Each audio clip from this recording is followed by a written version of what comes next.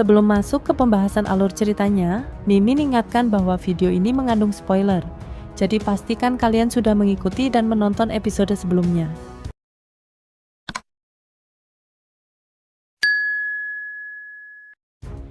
Di ujung waktu yang remang, sosok perempuan berpakaian putih muncul, tubuhnya diselimuti cahaya kenaikan dan kekacauan purba. Dia bukan bagian dari masa lalu, sekarang, atau masa depan.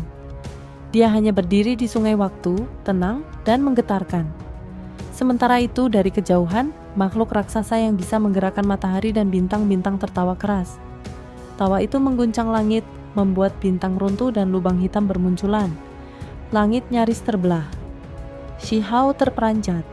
Sosok itu terhubung dengannya, namun asing, bukanlah Dewa Willow. Sebuah firasat dingin menyelinap di hatinya. Mungkinkah ramalan suram tentang kesendirian mutlak di puncak dunia akan menjadi kenyataan? Perempuan itu tetap diam. Rambut hitamnya terurai indah, gaun putihnya melambai diterpa angin bintang. Wajahnya tersembunyi di balik topeng perunggu unik yang seolah tersenyum sekaligus menangis. Topeng itu kemudian berubah menjadi cincin, pedang abadi, kendi dao, dan akhirnya kembali ke wajahnya. Sosok raksasa itu mengejek, menyadari artefak yang luar biasa, namun tetap menganggap remeh. Namun wanita itu hanya menatap Shihao, tak terganggu oleh ancaman. Sikapnya mengintimidasi, tenang, tapi menyimpan kekuatan yang bisa mengguncang semesta. Ketika lelaki dari masa lampau itu mulai menyerang dengan berbagai teknik surgawi, wanita putih itu mengangkat satu tangan. Tamparan itu saja cukup untuk memadamkan segalanya. Serangan dahsyat berubah menjadi debu. Hukum surgawi runtuh di hadapannya. Semua terdiam. Bahkan wanita yang duduk bersama Shihao menahan napas. Ini bukan sekadar kekuatan, ini legenda hidup. Pria raksasa itu pun terkesima. Apa kau menciptakan metode baru? Aku belum pernah melihat kemampuan seperti itu sebelumnya. Sungguh menakjubkan, katanya, nada kagumnya tak bisa disembunyikan. Tanpa sepatah kata, wanita berpakaian putih itu akhirnya bergerak. Dia melepaskan topengnya dan melemparkannya ke langit. Topeng itu melebar menjadi layar surgawi, membentang menutupi langit dan langsung menghantam sang raksasa. Serangan ini tak lagi pasif. Ia kini menyerang balik dan tidak ada yang bisa memandangnya rendah. Sang pria tercengang, tidak menyangka serangan itu sedemikian cepat dan mengerikan. Ia buru-buru bertahan. Pertarungan para dewa pun dimulai. Rebah. Suara pria itu mengguncang langit saat telapak tangannya mengayun ke arah topeng perunggu raksasa. Sosoknya menjulang seperti dewa perang, tubuhnya terbungkus zirah, matanya menyala hijau tajam, dan dari belakang melambai ekor bersisik tajam berkilauan. Dengan satu tamparan, bintang-bintang meledak di langit, langit seolah runtuh. Namun topeng perunggu itu bertahan, bahkan membuat telapak tangannya terluka, darah menetes merah cerah. Sekali lagi, serangannya meletus seperti akhir zaman. Hukum alam dan dao agung menyerbu langit. Rantai cahaya surgawi menghantam topeng, mengguncangnya hebat. Namun, topeng itu tetap utuh, menyimpan senyum penuh air mata yang seakan mengejek. Pria itu mengerahkan berbagai jurus surgawi, tapi topeng malah menyala, tetesan air mata jatuh dan berubah menjadi lautan biru tak berujung yang menelan seluruh dirinya. Dia mengerahkan kekuatan untuk membebaskan diri, menyibak energi kacau dan tatanan surgawi. Lubang hitam muncul dan menghancurkan ruang. Shihao dan wanita di seberangnya hanya bisa terpaku. Adegan itu di luar nalar. Pria itu mengaum dari dasar laut, membakar dirinya sendiri hingga lautan menguap. Ekor tajamnya melesat, menusuk ke arah topeng, memutus sungai waktu dan membelah bintang-bintang. Namun topeng itu justru mengumpulkan tetesan air mata baru dan kembali menyerang. Saat topeng melayang menuju wanita berpakaian putih, pria itu menginjak waktu dan menghancurkan bintang demi bintang. Tapi wanita itu hanya mengangkat tangan dan topeng pun terhenti. Energi pedang abadi terbentuk dari telapak tangannya. Cahaya tajam menembus kekosongan, membelah hukum dao, mengiris kekacauan, dan menebas ekor sang pria. Benturan dahsyat terjadi. Armor abadi pria itu retak, darah menyembur. Dia mundur, namun justru semakin dingin dan tak tergoyahkan. Darahku tak bisa ditumpahkan sembarangan. tapi darahnya membentuk simbol di sekitar wanita berpakaian putih, menciptakan formasi pembunuh. "Ambil tanda ini, aku akan menemukanmu lagi," katanya. "Kau terlalu berharap," jawab wanita itu dingin. Pedang abadi menyapu dan berubah jadi ribuan cahaya menghantam pria itu. Meski ia bertahan dengan segala teknik, darahnya tetap mengalir deras. Armor abadi miliknya hancur, tubuhnya penuh luka. "Dia luar biasa," gumam wanita di sisi Shihao, terpesona oleh sosok berpakaian putih. Pria itu mencoba membalikan keadaan, tapi darahnya kini dikumpulkan oleh sebuah kendi cahaya yang dipanggil wanita itu. Kendi tersebut bukan hanya menyucikan, tapi menyerap semua kekuatannya. Ia terkejut, seluruh luka di tubuhnya justru memperkuat wanita itu. Ia meraung, memutus hubungan karma agar darahnya tak terus terserap. Namun, wanita itu mendorong kendi hingga meledakkan cahaya dahsyat. Pria itu terpental, armornya hancur, tubuhnya terluka parah, dilempar kembali ke hulu sungai sejarah. "Kau?" teriaknya dipenuhi amarah dan rasa malu. Untuk pertama kalinya, ia benar-benar kalah. Armor emas abadi hancur berkeping-keping, sebuah kekuatan yang bahkan tidak bisa dihadapi oleh sebagian besar makhluk abadi. Wanita berpakaian putih itu, penuh wibawa dan ketenangan, melakukannya tanpa ragu. Serpihan armor yang melayang dikumpulkannya dengan senyum tipis. Bukti pertarungan hebat, jejak yang menyimpan pemahaman Dao. Di kejauhan, pria yang mengamuk ditarik kembali oleh aliran sungai waktu. Tubuhnya pecah, simbol kekuatannya tercerai-berai.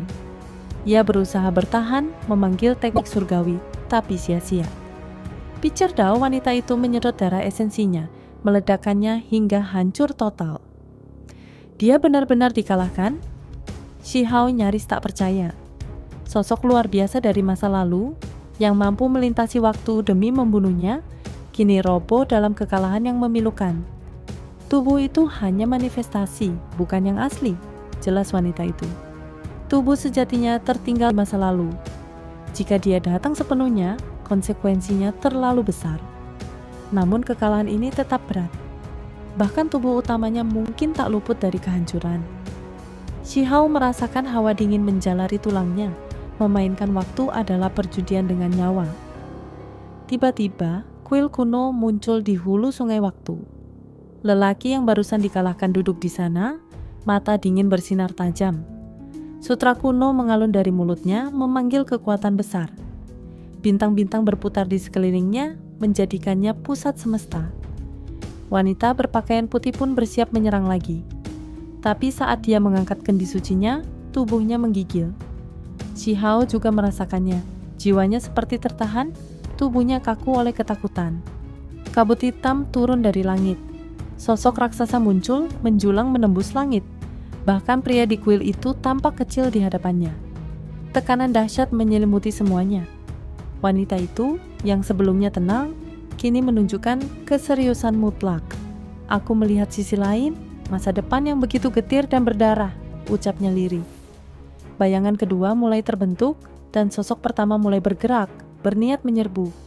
Sang wanita menciptakan diri lain dari tubuhnya, sosok ilahi yang lebih tinggi, dan melancarkan serangan pamungkas.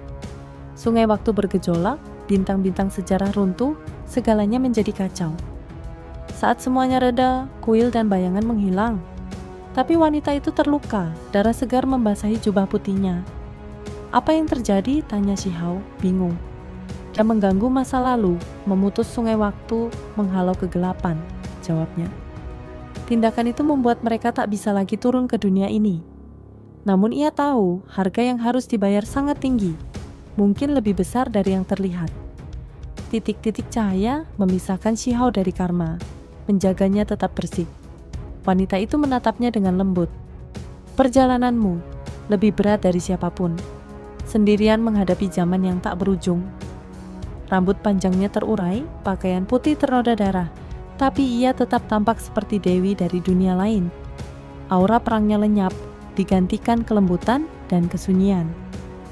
"Selamat tinggal," katanya perlahan. Sosoknya berpendar, berubah jadi cahaya lalu menghilang sepenuhnya dari dunia ini.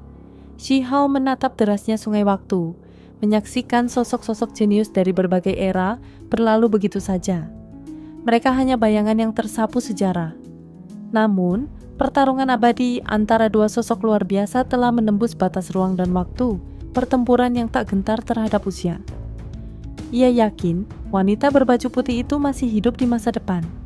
Sosok luar biasa yang tak pernah ia temui sebelumnya, begitu menakjubkan hingga sulit dibayangkan. Sebaliknya, pria yang menjadi lawannya mungkin telah musnah dalam arus waktu. Meski begitu, bayangan kekuatan yang lebih besar masih membayang, bahkan membuat wanita itu enggan melanjutkan pertarungan. Shihao merenung, jalan ke depan begitu kabur dan penuh luka. Kata-kata perpisahan wanita itu menggema dalam hati, selamat tinggal, dingin dan menusuk. Ia ingin mengubah segalanya agar tak berakhir sendirian di puncak dao yang sepi. Semua ini belum terlambat untuk diubah, katanya, menggertakkan gigi, darah mengalir dari mulutnya, menolak putus asa. Wanita itu menyerahkan pecahan emas abadi kepadanya, sisa pertempuran yang penuh makna. Shihao menerimanya dengan kosong. Ia menenggak anggur dari toples abadi. Namun lambat laun, rasa dan kilau tulisan sucinya menghilang. "Ayahmu sudah cukup minum," ujar wanita itu lembut, sebelum tubuhnya menghilang menjadi simbol di atas meja batu. Dia hanyalah jejak spiritual, bukan sosok abadi. Cahaya api membakar simbol-simbol itu hingga padam, menyisakan keheningan. Shihao meletakkan guci dan logam abadi di atas meja lalu berdiri merenung. Akankah kelak ada orang lain yang datang meneguk anggur dan membicarakan masa lalu sepertiku? Ia lalu mengaktifkan kemampuan surgawi reinkarnasi, menyatukan dua kekuatan dalam dirinya, menggetarkan waktu dan ruang. Cahaya menyala hebat dan tempat itu pun ditelan sunyi. Shihao berjalan di antara reruntuhan. Sungai waktu tiba-tiba menggeliat, menciptakan pusaran raksasa yang menyeretnya ke dasar. Ia terhisap, tubuhnya terurai menjadi partikel cahaya seperti mimpi yang tak bisa dijelaskan. Namun, ia kembali muncul di altar besar. "Ih, dia kembali," bisik seseorang. Banyak peserta lain sudah lebih dulu kembali, membawa pengalaman dan harta dari perjalanan mereka. Tapi tak semua selamat, beberapa hilang selamanya. Ada yang mendapat kitab suci, resep pil, bahkan artefak. Namun, suasana cepat memanas. Kelompok tertentu memaksa yang lemah membagi keberuntungan mereka, bahkan merebut barang berharga. Konflik pun meletus. Gadis kecil bermargacing melempar kilin kecilnya ke arah kerumunan, memicu kegemparan. Sudah biasa, jika dia kesal, kilin selalu jadi korban lempar. Tetua menyetujui interaksi, namun tak pernah sejauh ini. Shihao melihat teman-temannya ditekan, dan wajahnya menggelap. Cao Yusheng berteriak lantang, "Itu adik ipar Huang. Kalian tidak takut dia akan kembali dan membantai kalian?" "Dia sudah mati sejak lama," jawab salah satu agresor. Tapi aura Shihao kini membakar. Ia tak tahan lagi. Ia menatap Mo Dao dan berkata dengan datar, "Pergi, berinteraksi dengan mereka, hancurkan semuanya." Cerita pun bersambung di sini. Itu saja spoiler untuk episode 228 dari Donghua Series Perfect World.